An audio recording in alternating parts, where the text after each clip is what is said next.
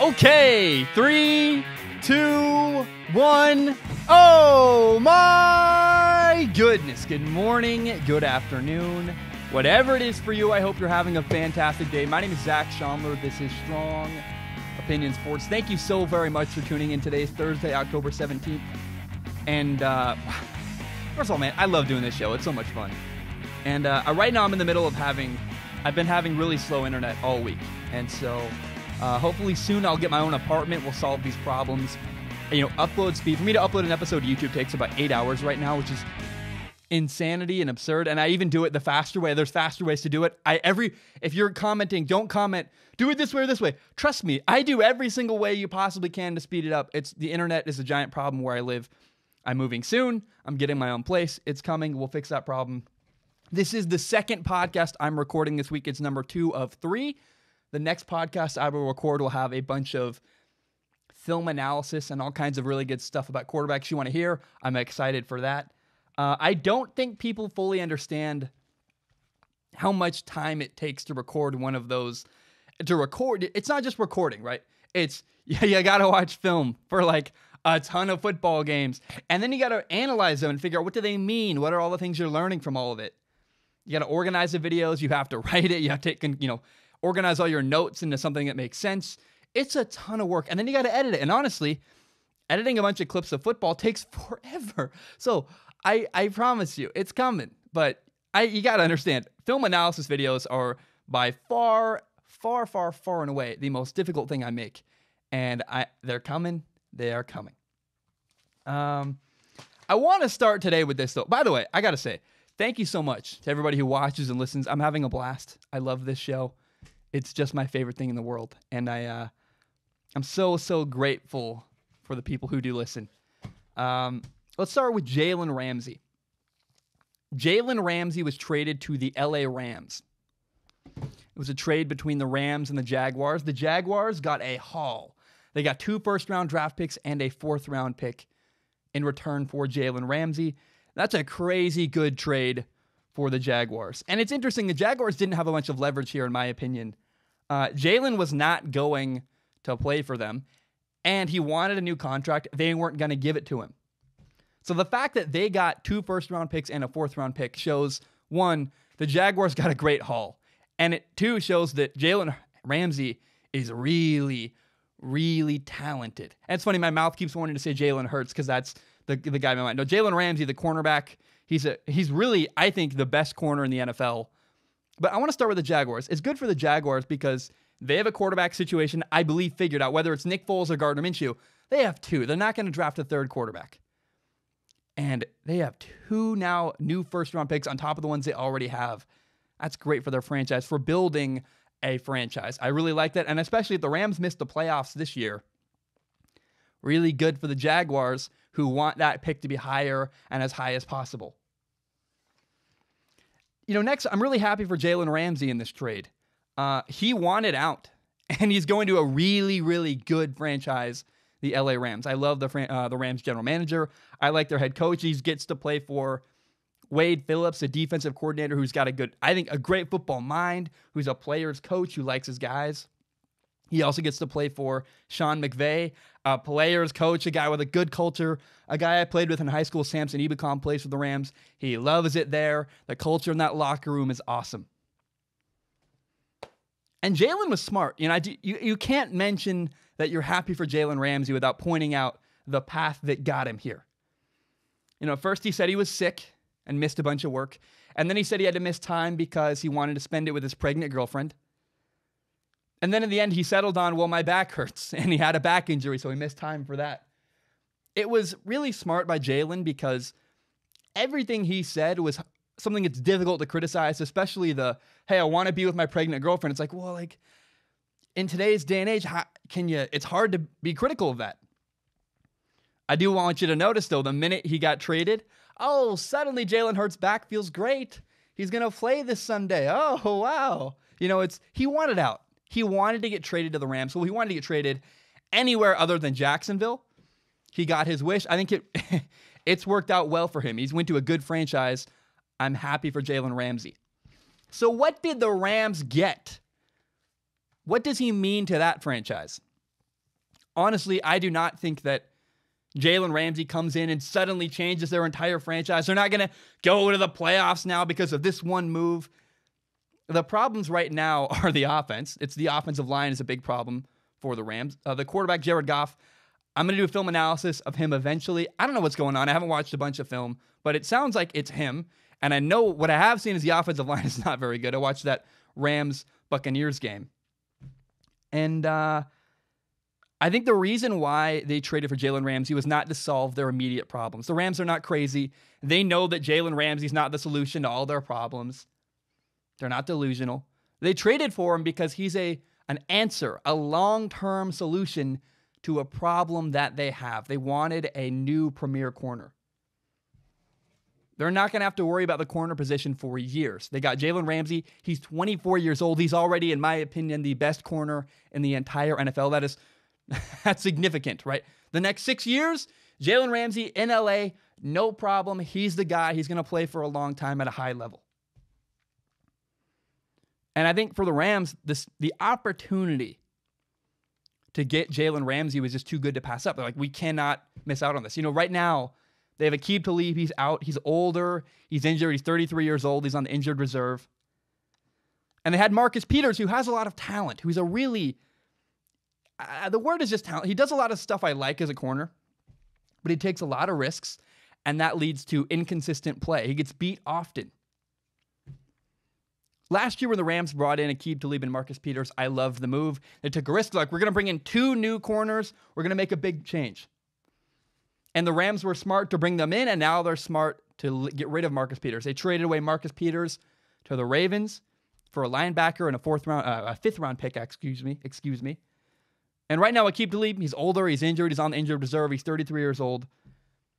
And now the Rams have a long-term solution at corner. That problem, the one they kind of wrestled with and thought they flirted with, maybe this is an idea. Marcus Peters wasn't the long-term solution they wanted. Now they have one. It's Jalen Ramsey. Bam, problem solved. And I'm certain they're going to extend him. You don't trade 2 first-round picks and a 4th-round pick for one player and not give him a contract extension. He is the long-term plan at corner for the Rams. And this is really good for their team. He might not immediately solve their problems on offense, which I think are really the bigger concerns with the Rams. But in that division, a division where you play Russell Wilson and Kyler Murray and the 49ers, their defense is incredible. They have Jimmy Garoppolo at quarterback. Jalen Ramsey helps the Rams match up with the other teams in their division really well. First of all, the 49ers they don't have a great receiving corps. They don't have a premier number 1 receiver in San Francisco. Well, the Rams have a premier corner who's going to shut down whatever comes his way. And the 49ers are going to struggle a lot more now throwing the ball against the Rams because of this move. And then not to mention the Seattle Seahawks. Jalen Ramsey is going to play corner against DK Metcalf. DK Metcalf is the Seahawks' new young rookie receiver. He's big, he's tall, he's fast, he's very athletically gifted. But he's got poor technique. He's Seattle's deep threat. And he's going to have Jalen Ramsey following him around the entire game. He's not, all year we've seen the Seahawks use play action, throw the ball deep. DK Metcalf always finds a way to create separation. It's not going to happen now. I would be shocked. I would be so surprised if DK Metcalf had a gigantic, crazy catch where he posterizes Jalen Ramsey. It's not going to happen. His technique isn't good enough to beat Jalen. So I think for the Rams' situation and their unique situation in their division, it's great. Not to mention Kyler Murray, the Cardinals quarterback, throws the ball like 100 times a game. You want a good corner. The Rams have one. I'm happy for them. My last thought is this. I think that this is a good trade for the Rams. It does not fix the offense, but it gives them a long-term solution at corner. Good for their division. He's the best corner in the league. He's only 24 years old. That's too hard to pass up. You see Jalen, you go, got to take him. But there's a tiny, tiny voice in the back of my head that goes, let's hold up just a little bit. He has a big personality. And what did we learn from Antonio Brown? The best receiver. Antonio Brown was the best wide receiver in the entire league. And he wanted to get traded. He forced his team to trade him. He complained about the team. And in the end, he got paid a ton of money and became kind of a basket case. I don't know that that's going to happen here with Jalen Ramsey. I don't like saying that, but I have an air of caution when I observe what happened is happening with Jalen, when I observe it through the lens of we just had Antonio Brown and there's a lot of similar behavior. Jalen has a big personality. He called out his former head coach and defensive coordinator. He's been very talkative his entire career. And I understand part of why Jalen Ramsey is so talkative is he's mimicking and wants to be like Deion Sanders. Prime time, he wants to be like it. Fair enough.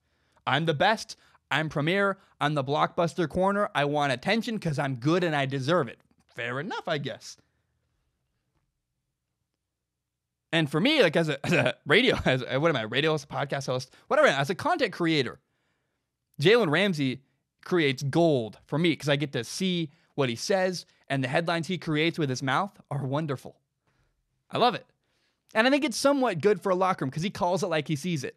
So in some instances, in a locker room situation, Jalen Ramsey's, I would call it direct communication style, can be helpful. If there's a problem, hey, let's deal with it. But there is a little bit of concern I have with Jalen Ramsey, that tiny voice in the back of my head that goes, okay, in the past he's been unhappy, he forced the team to trade him. We saw that go horribly wrong with Antonio Brown. I don't think it's that extreme. I think Antonio Brown, there are stories of Antonio Brown from years ago, people saying, don't pay him. Jalen Ramsey and Antonio Brown are not the same, but it's still worthy of, hey, let's just be a little cautious. I'm not afraid to say it. When you lose trust with a coach, if your player's unhappy, and let me tell you from experience, as a player, the minute you don't trust your coach or your coordinator on your side of the ball, it's really hard to play for that guy. It's hard. When you don't trust the guy calling plays and designing the offense, it's a problem. And if it ever gets there with Jalen Ramsey, I don't know. You got to keep him happy. I don't. That's the only like negative part of this entire trade is if somehow, and we're taking leaps and steps, we're asking a lot of if questions, if this, but if you take the right amount of question marks and put them all in one box, if the right things happen all in a row, is it possible that eventually Jalen Ramsey becomes a problem? I don't think so. But whenever a guy, I'm cautious now more than ever after Antonio Brown, when a guy calls out his coach, demands a trade, has a big personality, I'm going to be a little bit more hesitant now than I've ever been in the past because I'm trying to learn from the past. And so all I'm saying is I hope that Jalen Ramsey has a great attitude. I hope he wants to be there. I hope he buys in. And I hope he stays happy with the Rams because if he's not happy, he will tell you that. And he's not afraid to speak up. Now, also, I don't think he is a problem. I don't think he's a gigantic problem like other players are in the NFL. I think the reason why we saw that side of Jalen Ramsey, I think the reason why he did that, called out his coach, said this, is because he wanted out. He wanted to get out. But once you do it once, it opens the door to do it again. I've now talked way more than I wanted to about my tiny little concern. I'm not trying to blow this out of proportion. It's a tiny concern. The Rams got the best corner in the NFL. It's good for them. It helps their positioning in their division. And the Jaguars won because they got 2 first-round draft picks, not to mention the 4th. That's great for them. But I do have a tiny bit of concern when I watch what happened with Jalen Ramsey. Okay, there are 6 really, really interesting games happening in Week 7 of the NFL season. That's this weekend. And these are games that I think will be good matchups. Next week I'll do a follow-up video to this one saying what happened. Let's analyze the 6 matchups I talked about. Where was I wrong? I really want to create a series where every week I say, these are the interesting games. I think they're good matchups. Here's what happened. And I think everybody does some kind of topic leading into a weekend. A lot of people do predictions or they talk about over-unders and gambling. I don't gamble at all. I'm not into betting. I don't have the money to do it. I can't waste money gambling. I'm not in a financial position to do that. And even if I was, that's not really who I am. I don't want to spend money that way. So what I want to do is point out the 6 games I think are the best matchups in this weekend and that I don't know what's going to happen. My favorite thing in football, and really in all sports, is when I don't know what's going to happen. when I can't predict the outcome, that gets me excited. And so these are the 6 games I think are most interesting this weekend in the NFL. Number 1 is the Texans at the Colts. The Texans are 4-2. The Colts are 3-2. And this is a really, really great matchup. And we're in a unique situation with these two teams.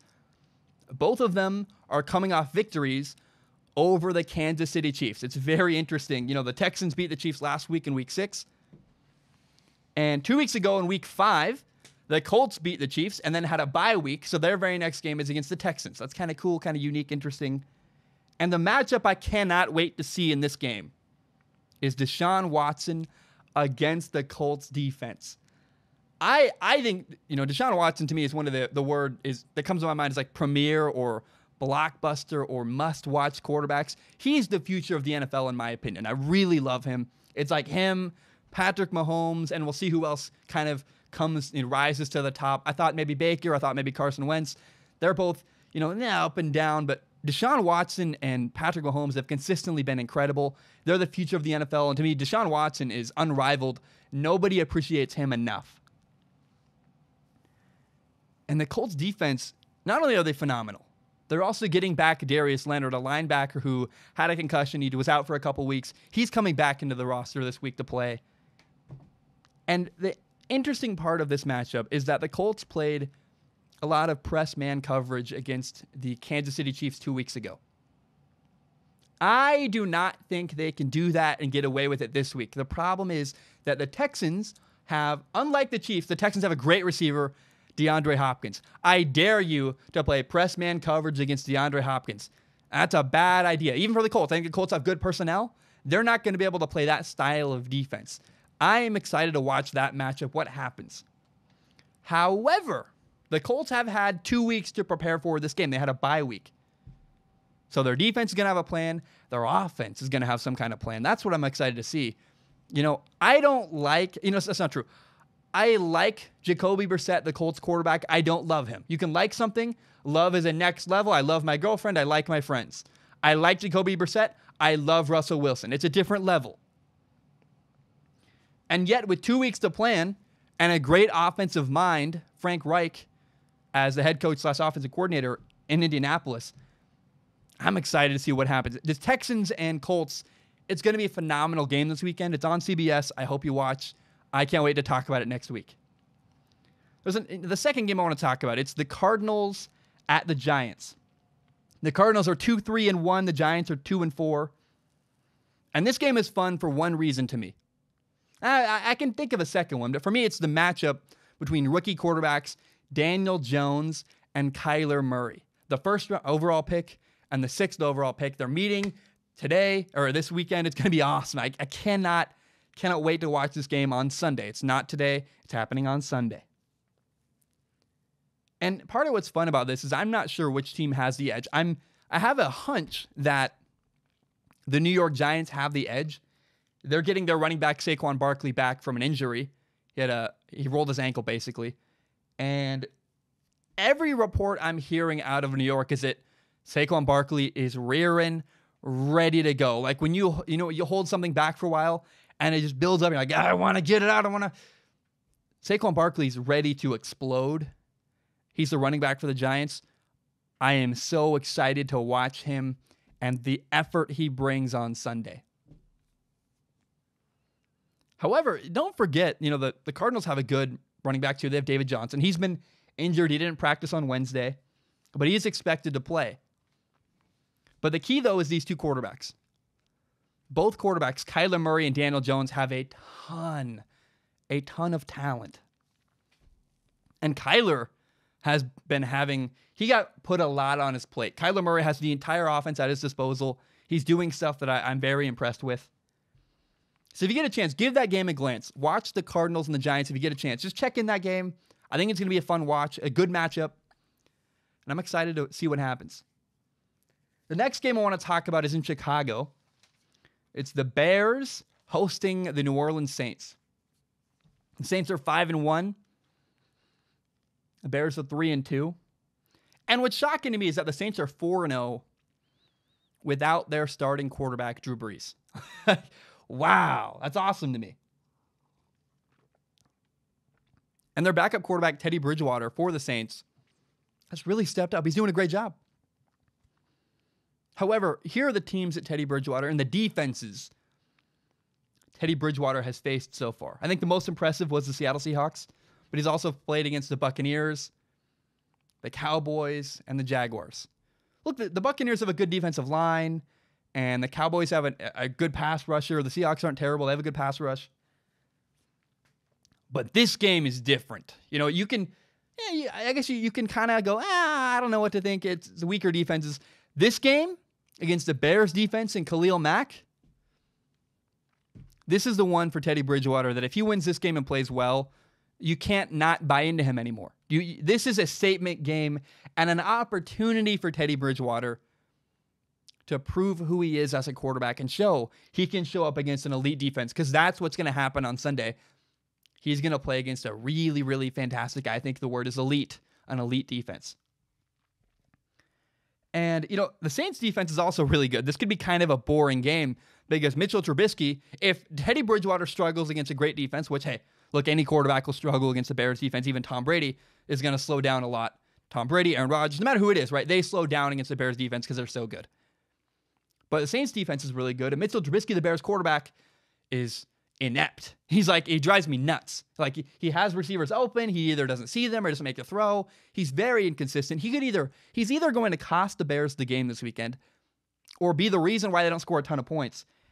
I don't have a lot of faith in him, and I give an edge to the Saints because of their quarterback, Teddy Bridgewater.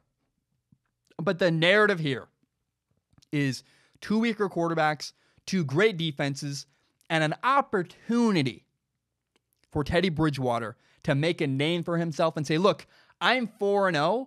Now I'm 5-0, and I beat an elite Bears defense. Give me the respect I deserve when you talk about me and mention my name. It's going to be a really fun game either way. Now, the Ravens at the Seahawks in Seattle. The Ravens are 4-2. The Seahawks are 5-1. The Ravens are at the Seahawks. And, man, these are two teams that run the ball really, really well. Both teams have mobile quarterbacks. The Ravens just traded for Marcus Peters, who I think is going to play. He went to college at University of Washington in Seattle. But the narrative here is Seattle's really, really good at home. And it's going to be a really fun test for the Baltimore Ravens. They've played a lot of close games this year, at least where the final score was close. They blew out the Ravens, though. They got blown out by the Browns. And then when the Ravens played the Chiefs, the final score says that they were closer, but the truth is it was a blowout, and then the Ravens got a bunch of points in garbage time. And then the truth is the Ravens beat the Bengals, the Steelers, and is it just the Bengals and Steelers? Yeah, it's just those two. The Ravens beat the Bengals and the Steelers by 2 points, by one score. Sorry, my notes confused me. I apologize. So if you're beating the Bengals and Steelers by one score, and look, it is the NFL. In the NFL, what I love about the NFL is you never know what to expect. There's a lot of parity. Even the bad teams are good enough to compete. But I have a lot of questions still about this Ravens team. What are they? Are they a potential playoff team? Are they not? Like, where are they? Somewhere in the middle? Are they where they're kind of around where the Lions are? Where the Lions are really good. They're going to beat a lot of teams, but they might not quite be in the playoffs. Who is this Ravens team? If they can go into Seattle, a really tough place to win. I'm from the Northwest. It's incredibly loud there. I've never been to a game, but it's the reputation. All my friends that go there say it's incredibly loud there. It's hard to play. And the Seahawks rarely lose in Seattle. If the Ravens can go into Baltimore and make a statement and beat the Seahawks, that'd be a big, impressive win to me. The next game I want to talk about is the Eagles at the Cowboys. Both teams are 3-3 in Dallas. I think the Dallas Cowboys quarterback, Dak Prescott, could have a fantastic game here. The Eagles defense is not good against the pass. However, I said Dak could have a great game here. Here's the thing. The Eagles are really good at stopping the run. It's a weird contrast of the team. They have a great run defense. The Eagles defense is horrible against throwing the ball. Can Dak succeed if his running game has a bad day? You got to win. If you're the Cowboys right now, you're 3-3 against a division rival. the Philadelphia Eagles. You cannot afford to lose to the Eagles, and Dak cannot afford to have a bad day here. He's already, look, I called him not elite. I said I wouldn't pay him big money the other day. It's really looking bad for him, and he's got to win this game. He's got to bring out a good showing. Is it possible if he has a bad year this year that the Cowboys go, you know what? Let's get a guy in the draft. Let's draft somebody else and see if we have Dak. We're not going to pay him a lot. And maybe we can find a better guy. Now, all of this could be meaningless if the Eagles quarterback Carson Wentz plays like I know he's capable of. Right now, he has 12 touchdowns and 3 interceptions. I like him. But I've been waiting for him to wow me ever since his great season he had in 2017. I thought he should have been the NFL MVP that year, but he got hurt right at the end. And he hasn't been the same since. This is the game where Carson Wentz better show up, and he has a chance to make a statement here. Both teams are 3-3. The Eagles at the Cowboys. I know it'll be somewhere on television. Find it, watch it. It's a great game and a great matchup for two teams kind of backed into a corner that both need a win. Finally, the last game I want to talk about. The New England Patriots at the New York Jets. Be on alert for a Patriots loss. I know that's weird. I don't say that very often. The Patriots are 6-0. The Jets are 1-4. Zach, how could you possibly say that? It's the Jets. It's the Patriots. What are you talking about? I don't know if this is going to happen. I'm not calling my shot here at all. I'm just laying out a potential storyline. If this happens, I'm not going to come out on Tuesday and go, I was right. I told you guys the Jets would beat the Patriots. All I'm going to say is I said there's a chance this could happen. But I think there's a chance the Jets could beat the Patriots this week. They have all the tools they need to make it happen. The Bills almost beat the Patriots. Earlier this year, the Bills' defense is really good. They almost beat the Patriots. Their quarterback had a couple interceptions. Josh Allen, their QB, got hurt late. The Bills were unable to finish the job against the Patriots. The Jets, on the other hand, have the horses. They could finish the job. They could make it happen. Between quarterback Sam Darnold, who I like, who played really well last week, and then Adam Gase, the coach for the Jets, has a weird history of regularly beating the Patriots. He was the head coach with the Dolphins for a couple of years. He always had a way of finding a way to beat the Patriots. It seemed like every year, like, wow, the Patriots lost to the Dolphins? What the heck? Every year it happened. No matter who is at quarterback for Adam Gase, he finds a way to make it happen. I don't know if that's because he was in Miami and people go to Miami and it's hot and they're from New England and they cramp. Who knows what it is? But it's professional football. I don't think that would happen. Maybe. Some people say that happens. They say Miami's kind of a trap game. There's distractions. It's hot. Did the Patriots really get distracted? I don't know. But for whatever reason, Adam Gase regularly finds a way to beat the Patriots. The Jets also run the ball really well with their running back Le'Veon Bell.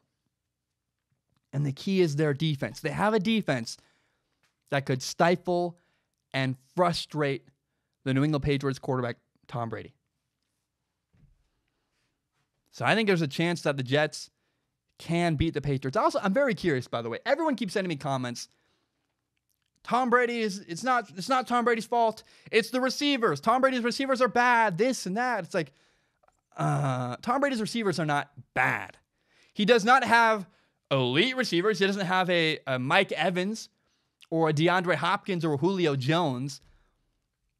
But don't blame the New England Patriots' problems on the receiver. You know, a friend of mine was like, they have a guy named Jacoby Myers. He's not even good. I'm like, do you watch the Patriots at all? Jacoby Myers was a great storyline all through the preseason, made a giant name for himself. He's from NC State. Jacoby Myers is the real deal. He's a real deal NFL receiver that the Patriots got as a steal in the draft. I know that you go, he was a steal in whatever. I don't think he was even drafted. The point is this. People look at where players come from and go, that guy must not be good. Jacoby Myers is a really good football player for the Patriots. But it's not just that. The Patriots also have, oh, by the way, Julian Edelman, Josh Gordon, Philip Dorsett. They have good receivers. They're not great. They're not an elite receiving core. But people got to stop telling me the Patriots have bad receivers. It's all the Patriots receiving core. Their offensive line is rough. Their offensive line is struggling this year, and that's why the Jets, I think, could beat the Patriots. But don't talk to me about the Patriots receiving core. Not to mention they're going to get N'Keal Harry back midseason. I think week 9 is when he's coming back. He's a first-round receiver. He was drafted last year. He's fantastic. Has great chemistry with Brady already. My point is this. Watch the game.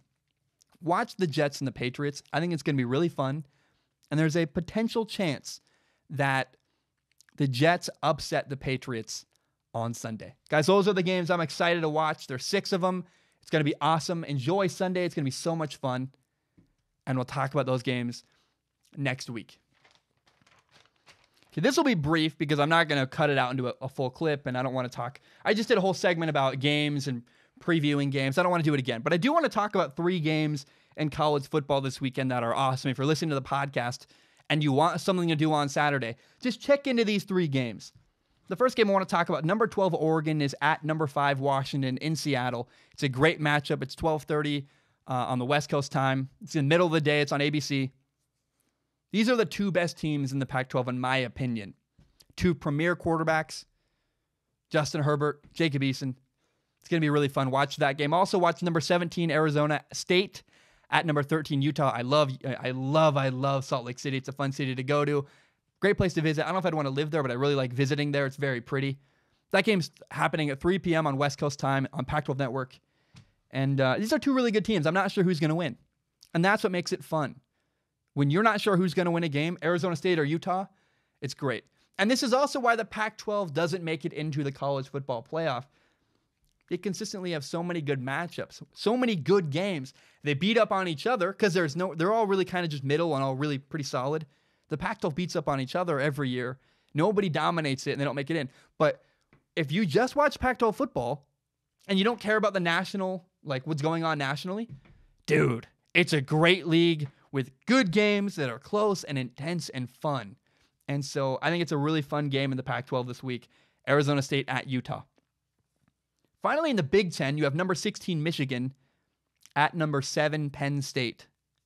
It's at 4:30 p.m. West Coast time. It's on ABC. I think Penn State wins this game, but Michigan is a wild card. What kind of Michigan team shows up? And can Penn State, a team I think that should win over Michigan, can Penn State seal the deal and win a game they're supposed to win? I've talked about Penn State in the past, so they might be a team that could beat Ohio State later this year. They've been very impressive. It should be fun. Number 16 Michigan at number 7 Penn State on Saturday. It's going to be a blast. Those are the 3 games I'm excited to watch and follow this week in college football. Guys, I'm going to take a short break. Before I do, though, this is a topic I do every single episode. If you're struggling, please get help. 3 years ago, my younger brother took his life. My younger brother, Zane, is now gone. It's sad. It's brutal. It's the hardest thing I've ever been through. And I learned 2 heartbreaking and painful lessons through that experience. Number 1 is that my brother never asked for help. He never told anybody he was struggling, and he suffered in silence. So I encourage you, if you're having a hard time, reach out to people. Ask for help. If you're struggling, please go get help. The suicide hotline is 1-800-273-8255. The suicide hotline is 1-800-273-8255. If you're struggling, please reach out to somebody. Go get help. One day I walked into my brother's room. He was dead on the floor. I had no idea it was coming. It's very, very sad. The other part, though, and the painful part, is that I didn't do a good enough job reaching out to my brother. I didn't, I could have done a better job saying, hey, I love you, man, and I'm here for you. If you need someone to talk to, I'm here for you. So make sure the people in your life know how much you love them, that you care about them, that you're there for them. I know I do this same. If you're listening to the podcast, you're like, Zach, you do this every single episode. Yes, I do. It's the most meaningful thing I do. If you take nothing else away from this podcast, nothing, all I ask is that you make sure you tell the people in your life you love them, and you understand that if you're having a hard time, please reach out to other people in your life and go get help. Don't do what my brother did. It's the worst thing. It affects me every single day. It's horrible. It never goes away. I will always miss my little brother. It's very, very sad. Do not do that. Go get help. Tell the people in your life that you love them. Okay, we're going to take a short break. When I return, we have a couple random thoughts from the NFL. I'm going to do the closest thing I will possibly do to an NBA preview. We'll talk about the 9 storylines I'm really excited to watch in the NBA. It kicks off next week. And at the end of the show, we're going to do Ask Zach. It's a really good episode of Ask Zach. We're talking about who is the next dynasty in the NFL. We will talk about the referees. I've been very quiet about the refs. I finally have something to say. We'll talk about Dan Quinn, what's going wrong with the Falcons. We'll talk about Jake Fromm. There's one other. Oh, we'll talk about the NFL trade deadline. It's a really good episode of Ask Zach. My name is Zach Schaumler. All that stuff is coming up. My name is Zach. I will be right back. Oh, right, we are back. I want to share a couple notes I took this week. There are a bunch of smaller items that I couldn't make into their own topics, so I'm going to put them all together. And I'm actually, I wrote it and I was very surprised, like, oh, wow, this flows really well together into the next thing. And so I want to start with this. Kyle Allen and Teddy Bridgewater are both 4-0. The Panthers backup Kyle Allen. The Saints backup, technically starting quarterback. Teddy Bridgewater, backup starter, whatever he is. He's starting now. They're both 4-0 as starters, replacing Cam Newton and Drew Brees. And not only is that impressive, and I'm happy for both guys, it's really funny to watch this situation, how it's evolved. And the contrast in reaction in the cities these guys play in. Both backups have been amazing. Like, both backups have done such a good job leading their team, carrying their team to victory. And it shows either how incredible Drew Brees' legacy is or how far Cam Newton has followed. The city of Carolina is in a hurry to replace Cam Newton. And they're like, Kyle Allen's great. He's getting the job done. He's not incredible, but we're happy. He's finally playing the quarterback position with some consistency. We've wanted that for years. People are ready to get rid of Cam Newton just like that. Nobody's talking about Drew Brees. Nobody. And for good reason. Like, Drew Brees' legacy is incredible. And it's just interesting how nobody's even mentioned, like, should Teddy Bridgewater start when Drew Brees come back? Because it's unfathomable. No one could ever possibly say it. Drew Brees is a legend, a Hall of Famer. And it's not that, I'm not saying that we should talk about whether or not Drew Brees should play. My point is, it's interesting that nobody, not a single person in the media is even mentioning that, because it's idiotic to imagine Drew Brees not coming back and being a starter.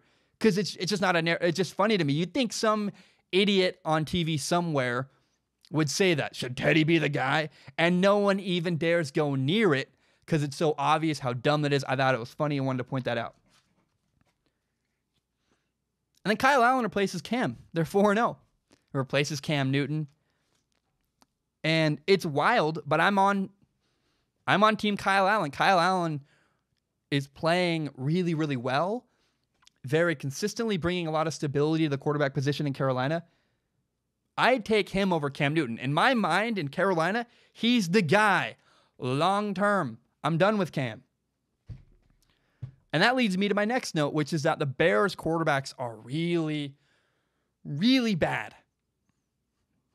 Chase Daniel is whatever, he's a backup. But Mitchell Trubisky, I keep waiting, and, you know, from his same draft class, Patrick Mahomes is doing great.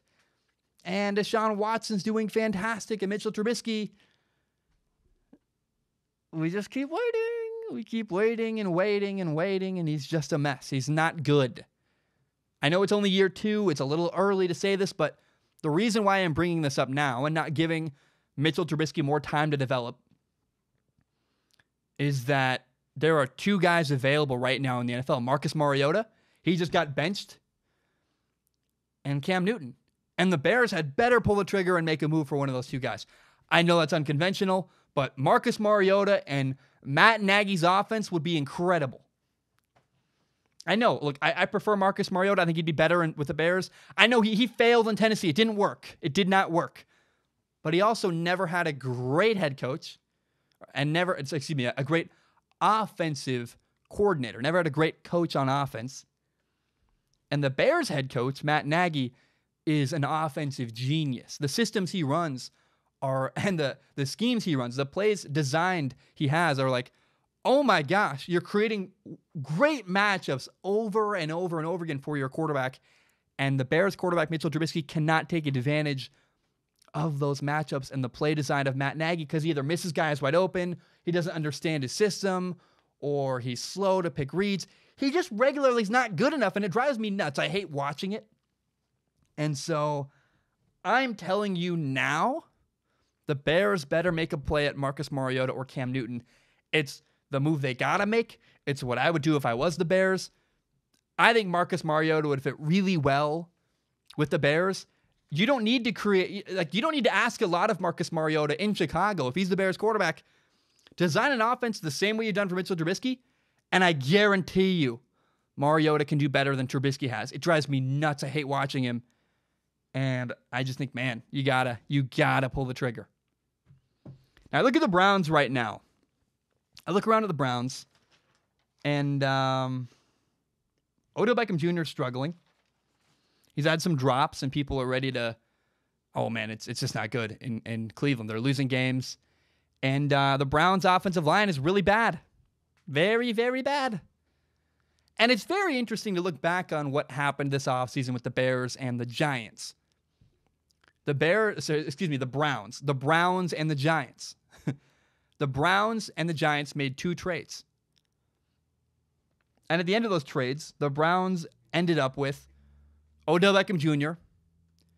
and Olivier Vernon, a defensive end. Receiver and a defensive end. They got those guys from the Giants. And the Giants got from the Browns Kevin Zeitler, an offensive lineman, a first-round draft pick, and a former first-round draft pick, Jabril Peppers. He's now the Giants' starting safety. Right now, the Giants look really, really smart trading away Odell Beckham Jr. And the Browns look really dumb giving up an offensive lineman when their number one problem is offensive line.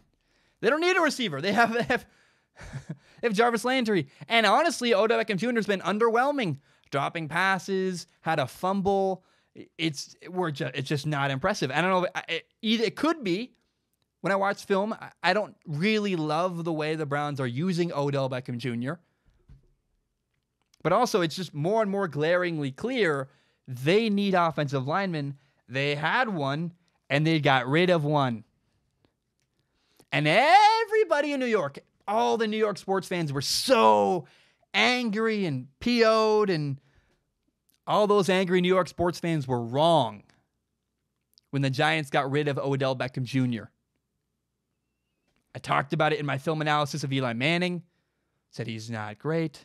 I got a lot of pushback. I said trading away OBJ is good for the Giants, and people did not like that. Well. He's losing games with the Giants, or with the Browns, excuse me. The Browns got an offensive lineman. It's paid off really well for them. And so I just think when you look back on the Odell Beckham Jr. trade, you go, the Giants won.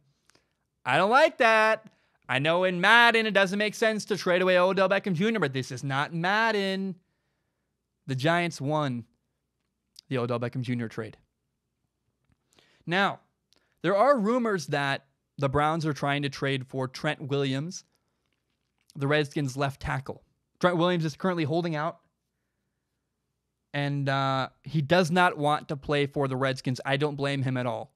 And if the Browns were able to trade for Trent Williams, it'd be a huge move for them. They need offensive linemen. It would help them. It'd be a great move for their franchise. It would solve a lot of problems. It's harder to win with 3 bad offensive linemen than it is with 2. With 2, you can hide it, call certain plays, certain directions, and it's okay. When you have 3 bad offensive linemen, you're just screwed. It's over.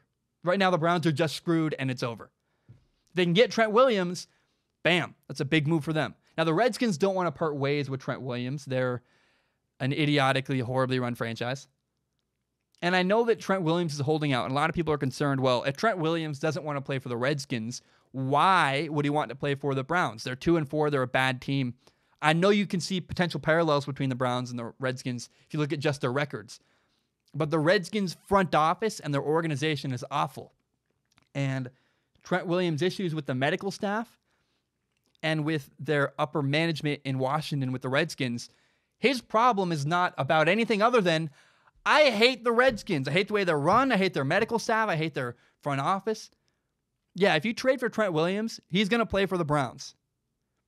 He just doesn't want to play for the Redskins. That's the problem. It's not whatever issues you want to make up. The problem with Trent Williams, the reason why he wants out, and I can't blame him at all, is he wants to get out of Washington. And here's what's funny. The last note I had, and this is why I'm very proud how it all kind of nightly. I took a bunch of weird topics that I didn't think they were going to work out, and they all kind of led nicely into the next one.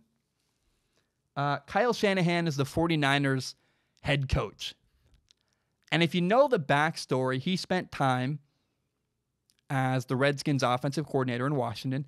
Also, his dad, Mike Shanahan, was the head coach of the Redskins for a long time. And he coached with, in Washington. Here are the coaches that have been through Washington. It's pretty remarkable. Sean McVay, Jay Gruden, who I like, Matt LaFleur, and Kyle Shanahan. 4 guys who all were head coaches other places, including, well, I guess if you count 3 guys who went on to be head coaches other places, not to mention Jay Gruden, who I think just got beat down by a whole franchise. If he went somewhere else, I think he could succeed. I don't know if anybody will ever give Jay Gruden a chance, but I think Jay Gruden is a head coach that can win. He just dealt with a lot of bad. But the narrative is not about Jay Gruden. The narrative here is about how bad the Redskins are. In an interview, when Kyle Shanahan was asked about his favorite moment and favorite memory with the Redskins, his answer was, I loved being able to work with my dad and be around some other good coaches. When he was asked what the worst part about being with the Redskins was, he said, everything else. I loved being with my dad and other great coaches. What was the worst part? Everything else. And he did go on to clarify. He said, look, I also worked with a lot of good players, good people. I liked them.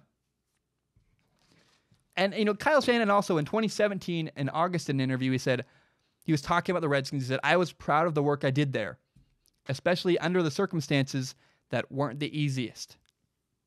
Stuff I think everyone can figure out on their own. It's just more evidence. The Redskins organization is a mess.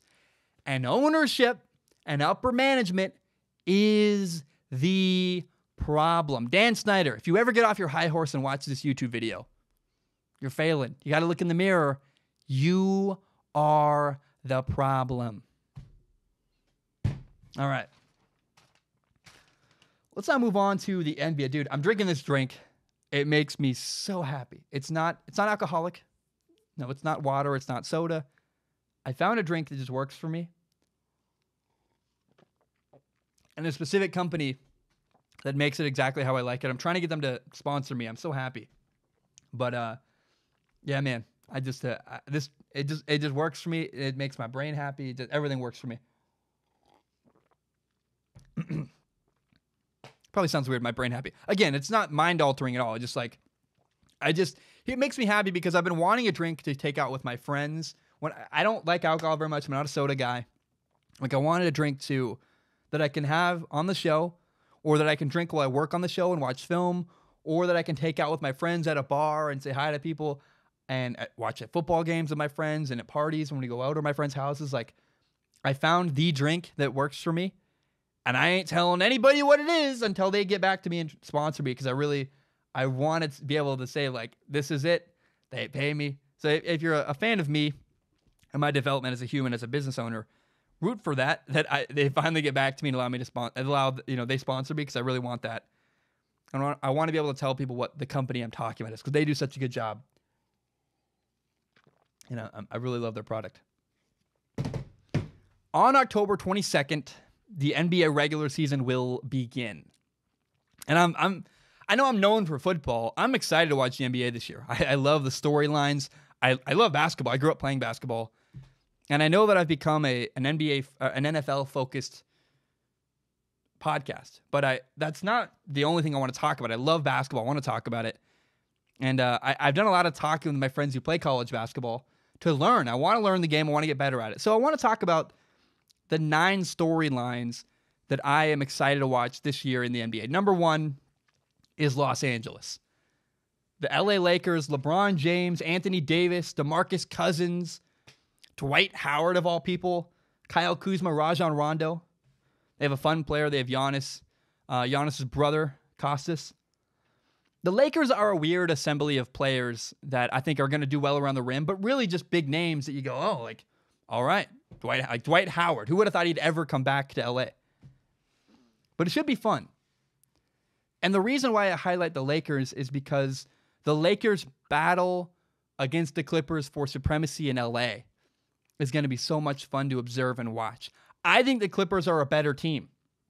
The Clippers have Kawhi Leonard, Paul George, Patrick Beverley, who's a scrappy guard. I really love him. I'm a fan of him. They have Landry Shamet, who's it's not Shamet, It's Shamet, who's a second-year guard for the Clippers. He's kind of a rising player. They also have Lou Williams. Both LA teams have big names that I know and I'm familiar with. And I'm excited to watch the two of them duke it out. And I really hope that, it becomes a fun rivalry. I do. I can admit the Clippers are better. And I want that. I want the Clippers and Lakers to become a really fun rivalry you can watch for maybe the next couple of years in LA. It'd be really, really fun. The second thing I'm excited for is the Boston Celtics. I love the Boston Celtics head coach, Brad Stevens. And here's the reason why I'm pumped. They traded for point guard Kemba Walker. Kyrie Irving, the former point guard for the Boston Celtics, he left, and he never quite fit. I think his problem was he didn't like Brad Stevens getting more attention, and he overshadowed Kyrie Irving as the star of the franchise. Well, hey, there's no ego with Kemba Walker. He just wants to win games. He has not been on a winning franchise really at all in his career. He's going to be happy to be in Boston. He's going to be happy to play for Brad Stevens. And I think the Celtics are a better team than people recognize or give them credit for. They have Gordon Hayward, Jaylen Brown, Jason Tatum, Enes Kanter, and now they have Kemba Walker, a guy who's never been in a big market. He's never gotten as much attention as I think he deserves. He's on a good team in a great basketball city, Boston. I think Kemba could shine this year for the Boston Celtics. Now, there is a fun Celtics player I want to highlight. It's Taco Fall. 7'6". He's just massive. He's a rookie. He's got a fun personality. A lot of people send me messages like Taco Fall to be and the word is GOAT. I think GOAT is a silly word, but it's fun to Taco Fall. He's this goofy looking 7'6" guy. So is 7'6". Yeah, you heard that right. He's incredibly tall, gigantic human. We'll see if he gets any playing time this year. It'll be fun to watch. The Atlanta Hawks are a team I'm excited to watch for one reason and one reason alone. It's their young player, Trae Young. I want to watch his development. Young player, Trae Young. It's funny. I didn't mean to do that. Does he progress? That's what I'm curious about. Some people say that he could be kind of like the next Steph Curry because he's got this ability to shoot really deep three-pointers. I don't think there's ever going to be another Steph Curry. But I'm excited. He's entering year 2. Does he get better? Do we see more from him? Does he develop at all as a player? And is he getting a little bigger? I don't know. But I'm excited to watch the product that Trae Young puts on the floor this year and evaluate his trajectory as a player, his upward trajectory. Does he keep going up? Does he plateau? Does he kind of fizzle out, never become the player we want? Who knows? But he's entertaining, and it's going to be really fun to watch. So I'm excited to watch the Hawks. I know it's a team nobody cares about. I do. I want to watch Trae Young. Number 4, the team I'm excited to watch is the Pelicans, man. The Pelicans with Zion Williamson. My question with him is he ready to be an NBA star? Based on the preseason, probably. His stats have been historic. He's doing a lot of good stuff. But it is really rare for a guy to come into the league at 19 years old and instantly become an all-star. How often does that happen? Like LeBron? It's very rare. It happens from time to time. I'm curious if Zion is that kind of guy or not. But it's really going to be fun to watch him grow. I like the Pelicans' young roster. They have Zion. They have Lonzo Ball, Brandon Ingram, J.J. Redick, Josh Hart, Drew Holiday. So it's really a bunch of young players and then J.J. Redick. And to me, that's fun. I can't wait to see what happens. We could observe the beginning of something cool happening in New Orleans this year. And either way, it's intriguing because it's a young team on a journey. They're going to have ups and downs, and I look forward to following and covering the Pelicans this year. I really am. I think it's going to be fun and exciting, and so I'm excited to watch them. Number 5, my question for the 76ers is, will they deliver? Can they deliver? The Raptors lost Kawhi Leonard, so the Eastern Conference, their roadblock is now out of the way and gone. Because they came up short last year. The 76ers came up short of their goal. And I wonder, can they get to the finals? I don't care about the regular season at all. There's 2 teams that I just want to watch what they become at the end of the year. the 76ers and the Milwaukee Bucks. The 76ers first because, again, the roadblock's gone and the pressure's on. This is their roster. Their roster's awesome. Ben Simmons, Joel Embiid, Al Horford, Tobias Harris, and Josh Richardson. Dude, you have five really good premier players, superstars. Some of them aging, some of them young, on the rise. But your starting five is incredible in Philadelphia. If you can't get to the finals and if you don't dominate the regular season, it's a failure. I don't like saying that, but man, expectations are really, really high in Philadelphia, as they should be. And my question is, can this team and will this team be able to finish down the stretch? I don't know. Will they get hurt? Will they fall apart? Who knows? I'm excited to watch it, though. It'll be fun. Another fun storyline with the 76ers is, will their point guard, Ben Simmons, develop a jump shot? I've been saying this for years. I get a lot of hate when I say it, but I'm honest about it. The dude can't shoot. He doesn't shoot three-pointers. He can do, like, I every time I watch him, I get more and more curious. When will he develop a three-point shot he's comfortable shooting in a game? I see videos of it sometimes, and I go, where is that in a game? Is this the year that he develops a three-point shot? Who knows, but I'm excited to watch Ben Simmons. Number 6, the Milwaukee Bucks. Oh, man. It comes back to, they have Chris Middleton, they have George Hill, Eric Bledsoe. All the attention, though, should go to Giannis. He won MVP last year. This will be brief. I just want to know, can Giannis take his team farther in the playoffs? Has this team hit their ceiling? Or can Giannis flex his muscles and somehow improve even more and carry his team that much farther in the NBA playoffs? I don't think so. I think his team is maxed out. But that's what I'm excited to see from the Milwaukee Bucks. Number 7, the Houston Rockets are fun and weird. And I don't know that it's going to work. James Harden is teamed up with Russell Westbrook.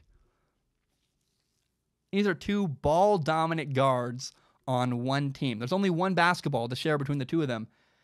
And I think personally this is a recipe for a disaster. I don't think it's going to work at all. But it will be interesting. It will be fun. And I credit the Rockets GM Daryl Morey. The Rockets will not win a championship this year. They will not probably ever under Daryl Morey. But what he does really well is creates a product that is fun that I want to see. The people of Houston love their basketball team.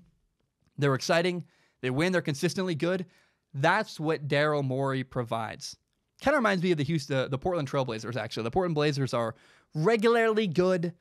It's regularly an interesting product, not as interesting as the Rockets. I think this year the Rockets are just a fascinating mess that I can't wait to watch. But credit Daryl Morey. He always puts out a team that is fun to watch, and I'm excited to watch the Rockets this year. And it's like a science experiment. What the heck is going to happen? Is it going to explode and just be a horrible mess, or will it work? I don't know. I'm excited to find out. The Golden State Warriors, they have no Kevin Durant. They have no Klay Thompson. He's out. He tore his ACL.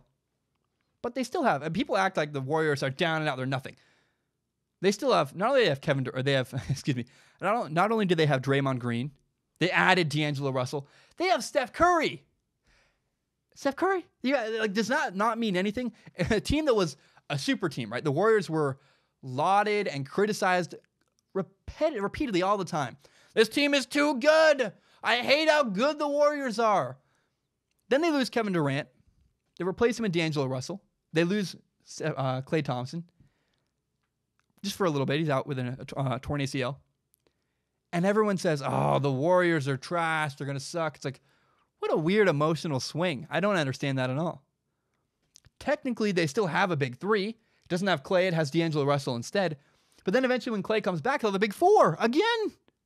The Warriors are not awful. I don't understand why people aren't paying attention to them more. But not only when they add Klay, they're going to be incredible. I have a lot of faith in the Warriors. I have a lot of faith in Steph Curry. And I think that people got to pay a little more attention to them. The last, number 9, the last team that I am really excited to watch and just fascinated is the Brooklyn Nets. They do not have Kevin Durant. You know, Kevin Durant, they added Kevin Durant. They signed him in free agency, but he has a torn Achilles. He's not going to play this year for the first part, maybe not at all. They haven't ruled him out entirely. He might come back like in March, April, maybe the end of the year. But for now, it's just Kyrie Irving on the Brooklyn Nets. That's the guy they just added also in free agency. And I am very, very concerned with the way things are going to play out in Brooklyn. Kyrie and Kevin Durant have been incredibly insecure their entire careers. Kyrie Irving especially. Kevin Durant on social media, he's a mess. He can't handle whatever. Here's what Kyrie Irving has done in his history. He got traded out of Cleveland because I think he struggled with LeBron overshadowing him and getting more attention. And then he left Boston because he didn't like the head coach, Brad Stevens, getting more attention. And whatever reason, for whatever reason, I don't know. For whatever reason, Kyrie Irving in Boston didn't work, which is shocking to me because Brad Stevens, their head coach, is incredible. If I'm Kyrie Irving, I want to play for Kyrie, but I think he decided, okay, all my success is being attributed to my coach rather than my ability. For my brand, I got to get out of here so that I get credit and can continue the upward trajectory of my brand. Kyrie Irving's brand is going to be good this year for the first half when he's playing alone. He's the only star on the Nets, and he's carrying, or maybe not. I don't think he can carry a team, but he's playing for a team in New York. He's the only star. It's going to be really good for him. But my question is, what happens when Kevin Durant comes back?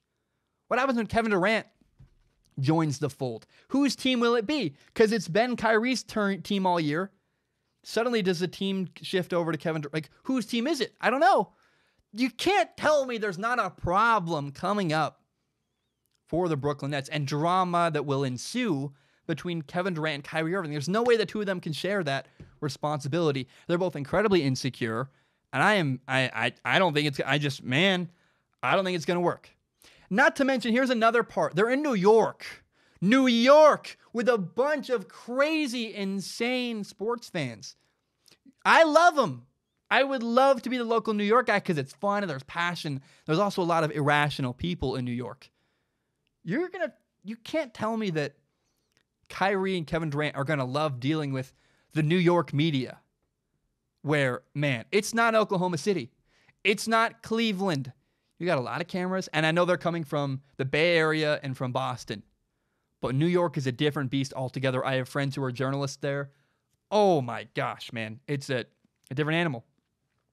And crazy New York sports fans are going to be begging for Kevin Durant to come back. They're not going to understand because New York sports fans are irrational. I love ya. I love you guys, but you're kind of irrational and crazy. You thought Daniel Jones was a horrible pick, and now he's your starting quarterback, and you love him. But delusional sports fans in New York are not going to understand that Kevin Durant's injury is keeping him out. He tore his Achilles. He can't play. They're going to demand for him to come back. When he does, he's going to create problems. And I just think there's a mess coming in Brooklyn. Those are the 9 NBA storylines I'm excited to watch this year. I want to give an honorable mention to the Dallas Mavericks. I love their young guys, Luka Doncic and Kristaps Porzingis. I'm excited to watch them. I'm curious to see how that team develops. So I guess you could say there are 11 teams I'm curious to watch, 9 storylines there, maybe 10. But that is what I think of the NBA. That's what I'm excited to watch this year. It's going to be a great NBA season, and I'm a fan, man. I love the product they put out every year. There's drama, there's storylines, there's interest, there's good plays, there's highlights that are fun. I love watching basketball, and I know people don't think I do. I do. I'm a basketball guy, and I'm excited to enjoy the year this year. Okay, I'm going to take a short break. When I return, we'll do Ask Zach, and that's it. We'll do Ask Zach. We'll talk about the refs. We'll talk about Jake Fromm. Who is the next NFL dynasty? What's wrong with the Atlanta Falcons? And we will talk about the NFL trade deadline. My name is Zach Schaumler. I will be right back. Oh, right, we are back. It's time for Ask Zach. This is the segment I do at the end of every single one of my podcasts. People who support me on Patreon, patreon.com/Zach Schaumler. It's $1 a month. You can donate more if you want. It really helps. That's how I pay my bills, literally. But $1 a month gives you access to submit questions on Patreon. And I only accept questions on Patreon. That's how I do it. And I will not guarantee that if you send in a question, I will read it on the show. But I do guarantee I will look at it with my eyeballs. I look at every single question, and then I pick the best couple at the end of every episode and talk about them at the show. And it's fun. It's my favorite segment. A lot of people have said that even though they don't donate money, they still love listening to it. It's been a huge success in my opinion. I'm very happy with. I love doing it. I get to interact with people. There's 280 of you right now. I think maybe more now today. And I try to send messages to you guys and interact with as many as I can. It's a lot of people to stay in touch with, but your questions are awesome. They mean a lot to me. They're very valuable. And let's start with Brendan's. Brendan wrote in and said, "Hey, Zach, I know it's a common excuse, but I'm a Lions fan, and I really believe the refs had an impact on the outcome of the game on Monday Night Football against the Packers. I'm sure you watched the game. While the Lions could have and should have done more, like capitalizing on red zone trips with touchdowns instead of field goals, I believe the Lions played well enough to beat the Packers. Did the refs screw the Lions in the end? What are your thoughts on the referees lately? I know they're humans, but it's getting bad. Thanks, and congratulations on your recent success." Brendan, I love this question, and everybody in the world, I get so many comments and messages, and frankly, ask Zach questions about the refs. Like, Zach, when are you going to talk about the refs? Fine, I'll do it. I'm not sure what people want me to say about the referees. It's do they want me to compile a giant list of examples when the refs have screwed up in a game? I mean, do they want me to just say they're bad? Because they are bad. It has been bad. I acknowledge. It's obvious. But also, we've been paying attention way more than normal to the refs. When have we ever spent this much time in a season dedicated to the refs? And when have we spent ever before this much time in an off season dedicated to the refs? The way the year ended last year with the Saints and the Rams, the second to last game of the year, had a gigantic controversial call. A missed pass interference call. What should have been pass interference absolutely was missed. And then for like 8 months, we talked about it. And so more than ever before, there's a focus on the refs. And then the NFL made a change. After that game, the Saints game where the missed pass interference call happened, people freaked out. The NFL is terrible. This should not be allowed to happen. So the NFL responded. They made a change. They said, okay, we'll give you what you want. And now people are kind of getting what they deserve. They got to change to the rule. You can now challenge that call. Refs are imperfect. Refs are human beings. So we now have created a system in the NFL where you can challenge judgment calls. We literally highlight in slow motion. On national television, we highlight the moments where refs screw up. We highlight bad calls because we can challenge them. And of course, that makes referees look bad. Like, hello, I mean, whenever you highlight someone's big mistake on national TV in slow motion, it looks really bad. If you highlighted every mistake I ever made on this show where I misspeak or I forget a name or I miss an edit, like whatever you want, right?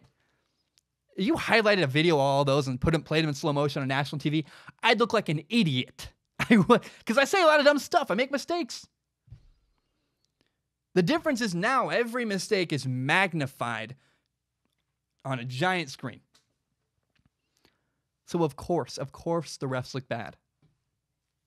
Also, the rule was created to prevent heinous, horrible mistakes from being made. The rule was created to protect teams like the Saints from losing that way. And I'm seeing, though, a lot of coaches are throwing refs on like contentious, controversial calls that are like, that's not obvious. That's really hard to tell. It's not clear whether that's pass interference or not. So, of course, they're going to screw that one up because the rule isn't created for a really close, intense pass interference. It's created to solve the problem of when there's a really horrible missed call, we can fix that. And I think we're still figuring out, coaches are still figuring out when it's okay to challenge. And like, remember when challenges were first brought into the NFL? When challenges at all, when replay challenges with red flags were first thrown into the game, everybody hated it. And coaches didn't understand how to use it. They couldn't figure it out. They wasted a lot of people wasted flags early on. I saw a comment on YouTube that said, want to lose a challenge and a timeout? Challenge a pass interference call. Well, you could have said the same thing years ago when challenges were brought into the game at all. No one really knew how to use them because it's a new system. And we're all figuring out this new thing, this new reality with challengeable pass interference calls. Of course it's bad. Nobody knows what they're doing yet. We got to acclimate to the situation. In a couple more weeks, it'll slow down and coaches will learn, hey, that one's really close. It's not obvious. Let's not throw a challenge because it's hard to tell. Only throw a challenge flag if it's blatant and obvious. And look, yes, refs are screwing up at the end of games, making bad calls that hurt teams' ability to win. Yes, refs are screwing up big time. However, they've been doing that for years. And people have been complaining about refs for years. This is not a new phenomenon. People complaining about referees and referees making bad calls and screwing up. This cycle happens all the time. Again, the difference is now we're highlighting it. Here's the truth, though. I lost a game on national TV in high school. It was embarrassing. It was bad. There was a controversial call. Look up River Skyview blocked kick. We were on Come On Man. We were on The World's Worst. We were on Not Top 10 for 3 months. We beat the butt fumble. It was horrifying. And we blocked their field goal. They picked it up and ran for a touchdown. And one referee blew the whistle. Another ref let the play go on. So they won the game. We lost. And in the locker room after the game, we're all horrified and confused and frustrated and mad because we lost on a really bad call. What we felt was like a really bad call by the refs. Whether it's true or not, the feeling in the locker room was we got hosed by the refs. I don't actually, looking back on that situation, I don't think they were wrong. I think we were wrong. I think the refs did the right thing. But in that locker room, we felt that way. Here's the message our coach told us when we felt screwed over by the refs. He said, let's be honest here. If you win that game by 2 touchdowns, it doesn't matter. It doesn't matter. You can't allow referees to control a game. Yes, refs screw up. But I hate when people lean on referees as excuses. I do. Because I've been on the side of a loss that felt unfair, like the refs screwed us over. National TV, not top 10. Come on, man. It was my first varsity start. I had a touchdown with 30 seconds left. I was like, dude, I'm a god. My first touchdown pass, my first varsity start, I had a come from behind victory in the fourth quarter where I drove our team down the field, and that got robbed from me. I was furious. But I also missed a lot of opportunities. A throw on 3rd down. I think I had a fumble. I had moments where I screwed up. You can always find a way to blame the refs, but you also got to look inward and say, hey, players can have a better day too. Throws on 3rd down. Fewer mental mistakes. Do not let the referees have control of a game. The minute you let the refs have control at the end of a game, then it's on you. That's my take on this whole referee thing. It's going to smooth out. We're going to figure it out. Coaches are going to figure out when there's a chance that it was winnable. Like they're going to throw the flag when it's really a winnable scenario. And they're still figuring out what a winnable scenario looks like in a pass interference challengeable situation. And refs are going to get better. It's just a new thing. And whenever you make a change, people hate it. People hate change, period.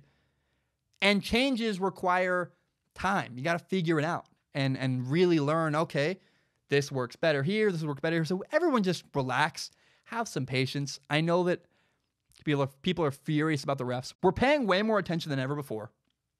And it's going to, I think honestly, over time, the problem's going to solve itself. Okay, Zach wrote in. Zach, I love your name, man. He says, hey, Zach, do you think Jake Fromm may stay his senior year like Justin Herbert did, especially if he doesn't make the playoffs this year, since we usually see one quarterback do this every year? So Jake Fromm is the quarterback at Georgia, and yes, he should stay for his senior year. I think it'd be really bad if he left. I get it if he wants to go. He's like, I'm a first-round pick, and I don't want to risk my stock dropping off. But I'd be really disappointed in his confidence in himself if he said, I'm going to go to the NFL now and take the money because I'm afraid my stock is going to fall off. You're afraid you're going to do bad next year? Like, are you not confident in your ability? First of all, Jake Fromm has unfinished business at Georgia. They lost this year to South Carolina, and I think they can do better. And that's how college football works, is once you lose one game, your year is pretty much over.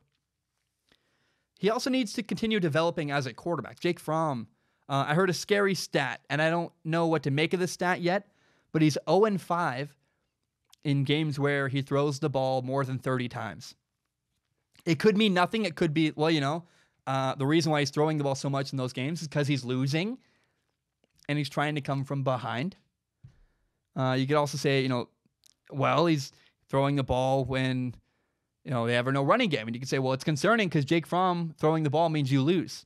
So there's a lot of ways you can mince it, and really that statistic can be skewed any way you want. I love Jake Fromm. He's a great quarterback in every sense of that word. He's a great leader who I think rallies the people around him and who says the right stuff, who has a good spirit I like. I really like Jake Fromm. I'm a big fan of his. But physically, he's very, very average. Doesn't have the biggest arm. Like Jacob Eason, the former Georgia quarterback, who's probably going to be a first-round pick, has a way bigger arm than Jake Fromm. Not even close. Not even close. And I personally need to see more progression from Jake Fromm before I'm comfortable saying he's a first-round pick. I want to see him play another year and get a little bit better. He lost to South Carolina because he couldn't handle the frustration of not having offensive success. His offense was struggling. And the way he handled that was he began forcing throws into coverage when they weren't there. He had a really ugly pick six. And he needs to learn from that. He needs to take what the defense gives him and be more patient. And there are a lot of little tiny lessons like that Jake Fromm needs to learn before he's ready to be a professional quarterback. So I think he should stay. I think he's much better suited if he stays in college rather than going earlier to the NFL. Okay, Lucas wrote in. English is hard. I love that I can say that, because every time I screw up on the show, I just go, English is hard, man. It's difficult. As if that's a real excuse. It is, though. It's hard to talk for. The timer says a minute, an hour, 21 seconds. It'll be shorter than that. But anyways, Lucas writes in, because I don't pause the recording when I take a break and walk away. I literally walk away. Everything keeps running. That's a little secret. I go to the bathroom, records it all. I just cut it out. You can't hear it. And my bathroom's far away. You can't hear. I'm going to stop talking. You don't need to know these details. But for the record, the camera couldn't pick up me peeing if it wanted to. It's too far away. The microphone it can't pick up a sound that loud enough. The camera's facing the wrong way. It doesn't matter. I said I was done. I'm done, okay? Leave me alone. That might be one of my favorite moments I've ever had on the show, where I'm talking too much about this thing that concerns and confuses me, and I don't want to talk about it. Lucas writes in, he says, "Hey, Zach, love the show. My question is, who do you see being the NFL's next dynasty once Brady and Belichick are done in New England?" First of all, there is no next New England Patriots dynasty. No one else is going to do what they've done. Bill Belichick has been with the Patriots for 20 years. And, you only hear of dominance like that in high school. Is this modern day high school New England? The modern day Patriots? Because that's the only, high school is the only place where you hear of a coach who's been somewhere for 20 years, who's won 6 championships, been to 9. Sometimes you hear college coaches, but even Nick Saban's not been that dominant. It's unbelievable what the Patriots have done at this level. They've also been to the AFC Championship 13 times, which means that 4 of the years they didn't make the Super Bowl, they still were in the game to get into the Super Bowl. They were a game away. Belichick and Brady's run has been incredible. And nobody ever is going to repeat it.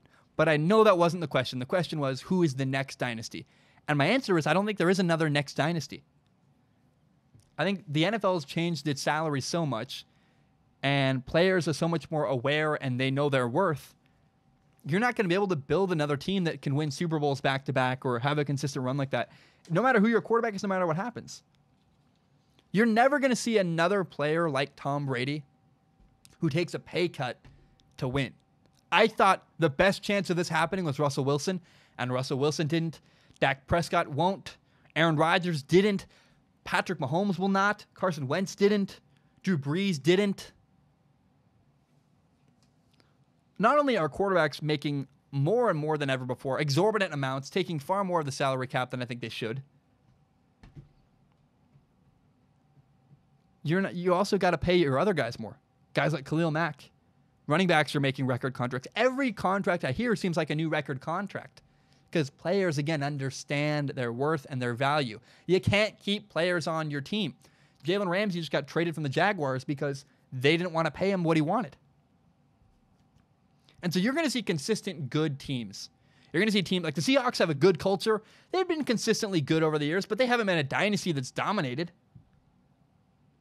But the Seahawks have won at different times over the years with Pete Carroll because of their culture.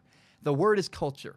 The way you win consistently in the NFL, and really in anything, in sports, in business, in life, in literally anything, the way you're consistently good for a long time is with culture.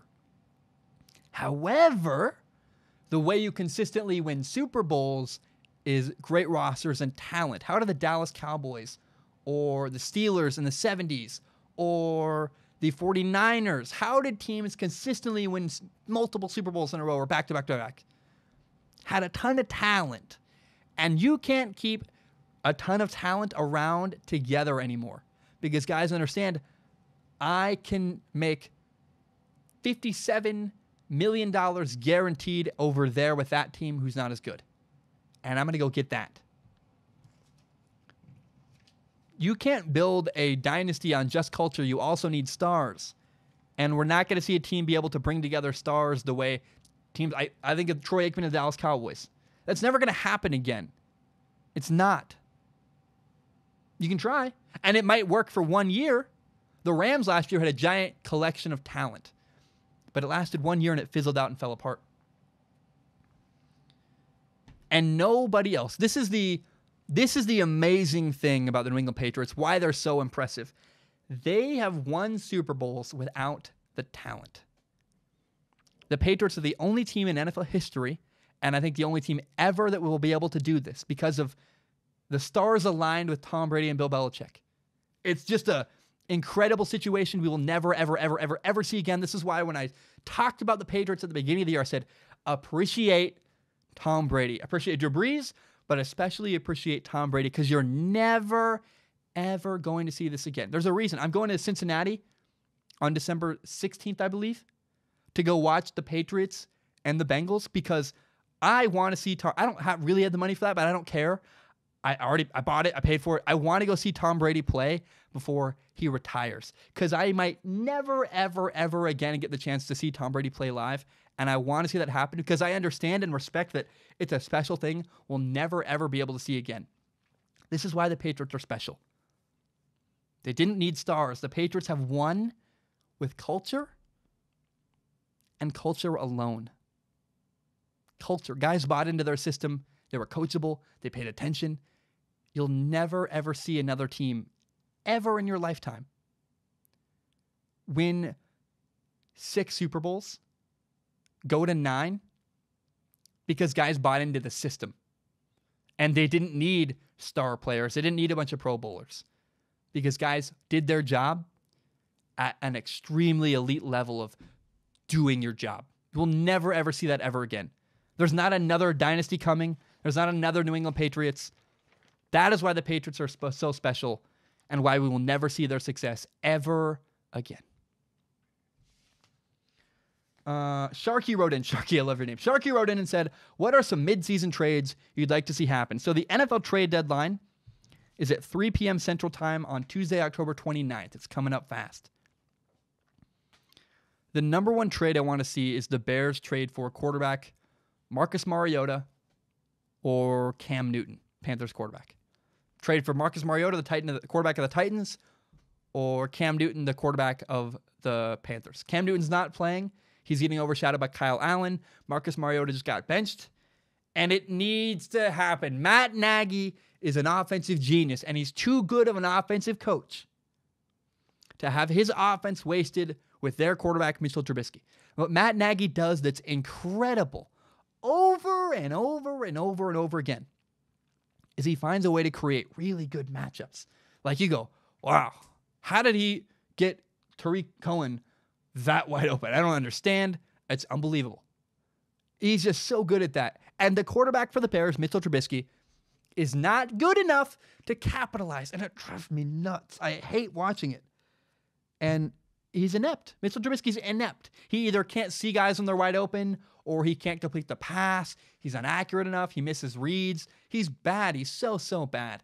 And I think, man, you're wasting a great Bears defense, a great head coach, because you're waiting for this horrible quarterback to develop, and it's not happening. So I think the Bears could honestly, they're this good on defense and have this good of an offensive coach. They could win a Super Bowl, if they brought in Marcus Mariota, the quarterback of the Titans. He's not incredible. He failed in Tennessee, but I guarantee you he can do better than what I watch every single Sunday from Mitchell Trubisky, who just makes me want to pull my hair out and literally just, I'm at my wit's end. I'm like, I can't handle this. I think Marcus Mariota is a better fit for the Bears than Cam Newton, but either one, Cam Newton or Marcus Mariota, trade for them. If you're the Bears, make a move and make a trade for one of those two quarterbacks, because you need him, and your team is too good to stick with Trubisky, who stinks and isn't making it happen.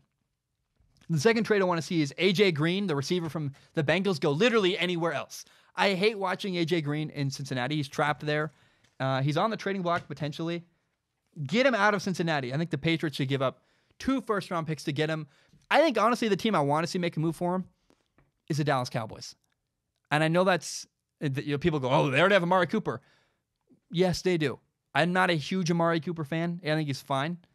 I think there's other receivers that'd be better suited as a number 1. And not only do I want to see the Cowboys have a great receiving core so that you can never, ever again make excuses for Dak Prescott. If Dak Prescott doesn't win with Amari Cooper and A.J. Green, well, no more excuses for that guy. Well, the other thing is this. The Cowboys owner and decision maker, Jerry Jones, has had 3 years with Dak Prescott on a really small contract. And he didn't capitalize. He hasn't capitalized on the time he had with a quarterback that was cheap. The Rams, the Eagles, with Carson Wentz and Jared Goff, when those quarterbacks had small contracts, they were making moves left and right, trading for guys, getting people in free agency. Like, we have a bunch of salary cap space. We're going to use it all. And the Cowboys haven't been doing that with all they're like saving up for the future. And I get it. I don't blame them at all. They want to keep their team together long term. But I think it's kind of on the Cowboys. You had a chance to win a Super Bowl when your quarterback was really cheap. And I still wouldn't, by the way, I wouldn't pay Dak Prescott what he wants. But I think the Cowboys had better make a move. And the point is, it's wishful thinking. I so badly want A.J. Green out of Cincinnati on a team that has a chance to win, where he can make an impact, whether it's the Detroit Lions or the Packers or the Patriots, or I don't care. I don't. I just want to see A.J. Green out of Cincinnati. It breaks my heart to watch. There's another trade that's been rumored. It's the Vikings receiver Stephon Diggs. I hope he doesn't get traded. I don't think he's going anywhere, but I hope Stephon Diggs does not get traded out of Minnesota. I hear rumors, but I think he'd be very unwise. He's so good, and he's such a big part of the Vikings. I really would hate to see them get rid of Stephon Diggs. And if the Vikings traded away Stephon Diggs because he had a problem with their head coach, Mike Zimmer, I guess here's the point. If the Vikings decide to stick with Mike Zimmer and get rid of A.J. Green, and that side, if there is, I'm being very outrageous and ridiculous here right now. But if the truth is that there's a gigantic divide in the Vikings locker room, and it's Mike Zimmer, the head coach, versus receiver Stephon Diggs, I'm choosing Stephon Diggs. Mike Zimmer is on his way out. I don't think he's that great. I wouldn't get rid of Stephon Diggs because he offended Mike Zimmer. That'd be very silly. I would not at all trade Stephon Diggs. Okay, we have 2 more questions left. They are long. They're about the Falcons. Literally, they are so long. But they're very, I think the reason why I'm going to, one of them even suggests you could shorten them. I'm going to read the whole question because I think that the question themselves offers so much background to the situation, and I think they're helpful. So Kyler writes in and says, it's very long. Says, hey, Zach, hope you're doing good. First of all, just want to say I've been watching you since like March or April. I think you had 15 or 20,000 subscribers at the time. So I just think it's awesome to see your growth. I think your analytical and personal viewpoint as a quarterback is so damn refreshing. Oh, I said dang. So dang refreshing. And I can't wait to see where you take the channel. Side note, you should sell some merch. Merch is coming. Can't wait. Merch is coming very soon. I have an announcement coming. I just can't talk about it yet. We're very, very close. On to the questions. He says, I'm a Falcons fan, and Lord have mercy, does it suck to be one right now? It seems like all Georgia teams can't finish, but regardless, what are your thoughts on the Falcons' struggles? It's hard to read aloud. It's very difficult.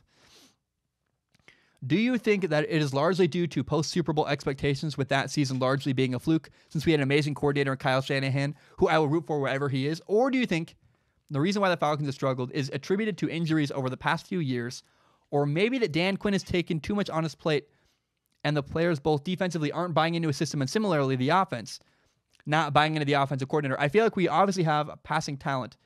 I've never liked our running situation, to be frank, but I think you have. But do you think Matty Ice is a long-term option for us anymore, especially given the turnover-heavy season he's having? Sorry for the long question. You could definitely shorten it. I will not, Kyler. I like the question. It's Kyler's question. Okay, now here's a weird name. It's clearly a real name. It's not. It's Despot DLR says, hello, I found your YouTube channel recently, and your vids do help me a lot to understand the game better. As we in Europe just started to get an interest in American football, so I have a question about my favorite team, the Atlanta Falcons. I got to ask, you're in Europe. How do you become a Falcons fan? Like, is that the team you picked? And why did you pick them? I wouldn't pick the Falcons. I would pick, like, I don't know. Maybe you picked them when they were good in the Super Bowl. I have no idea. I just want to know, Despot, how did you become a Falcons fan? If you ever want to send me a message on Patreon DMs, that'd be a fun conversation to have. I'm curious. And if you want, I'll even read it aloud on the show because that'd be really fun. We can follow up on the narrative next week. How did this guy become a Falcons fan in Europe? Like, why did he choose the Falcons? Very curious. His question is, how can it be that our defense is in this terrible state and get worse every year, even though we have former defensive coordinator for the Seahawks and Dan Quinn as head coach and defensive coordinator, who is a big part of the creation of Legion of Boom? Why does it not work out in Atlanta? I know I screwed that up when I read it with, the inflection, whatever, but here's what I'm hearing. I'm hearing, like, what's wrong with the Falcons and why isn't Dan Quinn working? I want to compare Dan Quinn to his former head coach, Pete Carroll. Why is Pete Carroll successful and Dan Quinn is not? Two reasons to me: culture and quarterback. Number one, the quarterback, Pete Carroll has had Russell Wilson bail him out of so many situations. I don't think anybody realizes, and I hope Pete Carroll does, how lucky he's been to have Russell Wilson. He has carried their team at times. The Falcons quarterback, Matt Ryan, is good. He's not as good as Russell Wilson. He's good. He's one of those guys, I love my girlfriend. I like my friends. I like Matt Ryan. I love Russell Wilson. Like and love are different. I like Matt Ryan. I don't love him. Matt Ryan cannot carry a team with a bad defense and a bad offensive coordinator. Russell Wilson did that for years in Seattle with Darrell Bevell. And I think that Steve Sarkisian, bad in Atlanta. And people talk like Dan Quinn doesn't know defense. Dan Quinn is a great defensive mind. He is. I like his mind. He knows scheme incredibly well. I heard someone, I think it was Pat McAfee, saying Dan Quinn was with the Seattle Seahawks and Legion of Boom, but he didn't understand Pete Carroll's system and why it worked. He just knew that it worked. That's not true. Dude, the guy knows football incredibly well. Of course he knows why it works. The difference is, the reason why Dan Quinn has not been successful and Pete Carroll has been, quarterback matters, and culture. The culture in the locker room. Think about Pete Carroll. I've seen interviews with Pete Carroll. I can picture his face. I can picture his smile and the gum he's chewing. Pete Carroll has this great personality and has built a good culture in Seattle. I can't picture. I don't even know what Dan Quinn's voice sounds like. I don't. I'm sure a Falcons fan does. I don't. Why don't I know that? Why don't I see ever pictures of him smiling on the sideline or encouraging guys? the culture that he's built has not been sustainable. He didn't build a long-lasting, sustainable culture in Atlanta. Those are the reasons why Dan Quinn has failed and is failing in Atlanta. He didn't have a great quarterback. He had a good quarterback that I like, I don't love, but he didn't have a Russell Wilson, so you can't carry a bad team. And he didn't build a culture that has bought into that system. Yeah, I love Alex Grinch is the defensive coordinator at Oklahoma. And I love Alex Grinch. I'm a big fan of his. He's awesome. I was there when he was at Washington State briefly. He did so well. He went to Washington State, then went to Ohio State, was co-defensive coordinator with Ohio State, did so well there, he got hired away to Oklahoma. Like, bam, bam, bam. Just his career has skyrocketed. And what I love about Alex Grinch is, yes, he's a guy who understands the game really well. He's a defensive genius. And Dan Quinn is a defensive genius, right? A lot of coaches are very, very smart with X's and O's. But what makes Alex Grinch different, and what I observed from Alex Grinch at Washington State, is that he is so good at bringing out the best effort from his players. That's all he asks for. He doesn't ask for you to be incredible or really good or really talented. He wants you to be. He recruits well. But all he asks from his players, it's a very fair thing to ask from your players. Give me your best effort. Put forth your best effort, and we will succeed. If you bring your best effort every single play, we'll win. And the guys at Oklahoma this year especially, their Oklahoma's defense is really good this year. Way better than before. What happened? What changed? Recruiting, and then Alex Grinch's guys have bought into him. They fight hard for their coach. They know that if they give great effort mentally and physically, they're in the right spot, they buy into the defense, that it's going to work and they're going to be successful. They've bought into Alex Grinch, and they've made a deal. We succeed if we give great effort every single play all the time. For whatever reason, that same deal has not occurred in Atlanta with Dan Quinn. Dan Quinn has not been able to bring that out of his players, that we're going to be in the right spot every time. We're going to have great effort and great technique. It's not that Dan Quinn doesn't know the X's and O's or the scheme. The culture in Atlanta hasn't worked. Guys, my name is Zach Schaumler. Thank you so very much for tuning in. This is my show. That's all I have today.